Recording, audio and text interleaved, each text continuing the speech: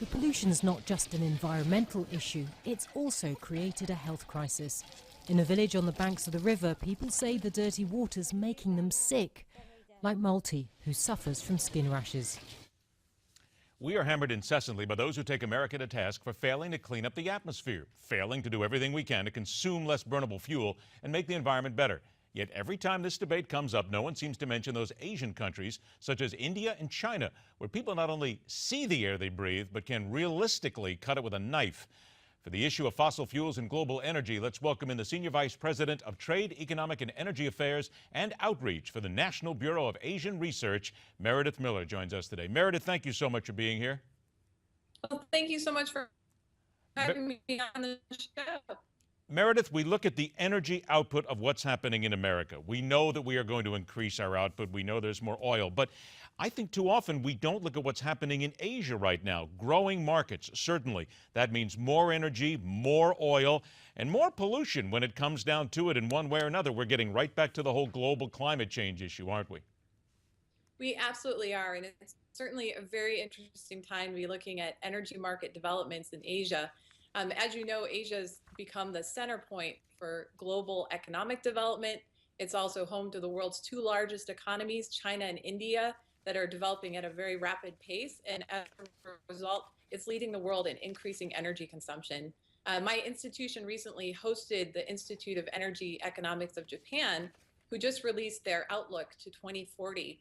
And one of the things that the IEJ really clearly analyzes and describes is the central role that Asia is playing in driving up overall energy consumption. So we see global consumption going up by nearly 1.5 times to 2040, and China and India alone account for nearly half of that.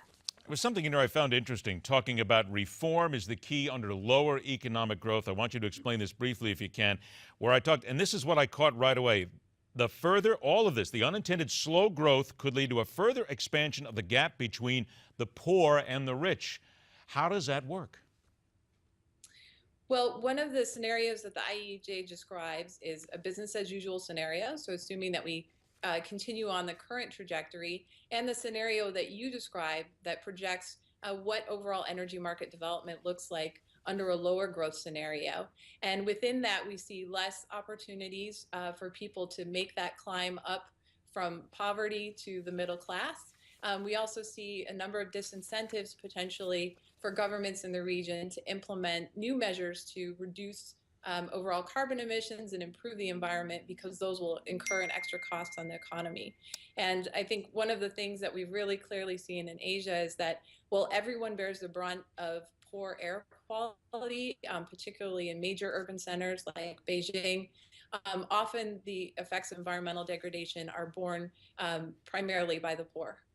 When we look at that, and I got about 1.5 minutes left, but I want to focus on that, the fact we've just seen some video of what the air quality is like. As things change, as energy demand and supply changes here, as we move forward into 2040 in many years, is there any way for us to be optimistic that air qualities will get better in those countries, such as China and India, who seem to just be, quite frankly, filthy from the word go when you step outside?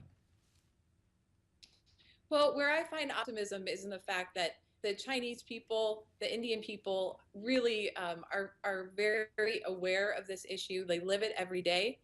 In China in particular, there's growing domestic pressure on the government to clean up the environment, to particularly improve air quality. And I think we've seen this borne out directly in recent as she made with President Obama for China to reduce its overall carbon emissions and energy trajectory. There is a tremendous amount of domestic impetus for that to happen.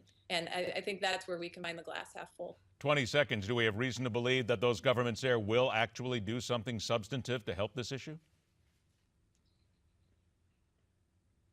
I think China is doing everything on that front. They're investing very heavily in nuclear energy and renewable energy.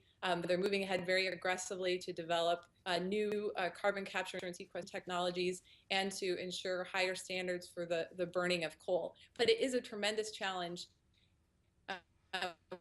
when you're talking about a country that is also very invested in continuing to develop into the middle class, where they're going to be consuming more energy, and that has an impact on the environment. And it will all work out. Hopefully down the road we'll get a little cleaner. Meredith Miller, thank you so much for joining us. We appreciate your time. Thanks for having me on. Pleasure. Take care. Break, and we return with some reality on the issue of lifting the decades-old Cuban embargo.